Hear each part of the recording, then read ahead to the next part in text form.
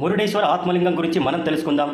రావణుడు శివుని కోసం కఠోర తపస్సు చేస్తాడు. తన భక్తిని చూసి పరమశివుడు ఏ వరం కావాలో కోరుకోమంటాడు. రావణుడు శివుడి ఆత్మలింగం ఇవ్వమని కోరతాడు. శివుడు ఆత్మలింగాన్ని ఇస్తూ ఈ లింగాన్ని భూమిపై పెడితే ఎవరు కదిలించలేరు అని అంటాడు.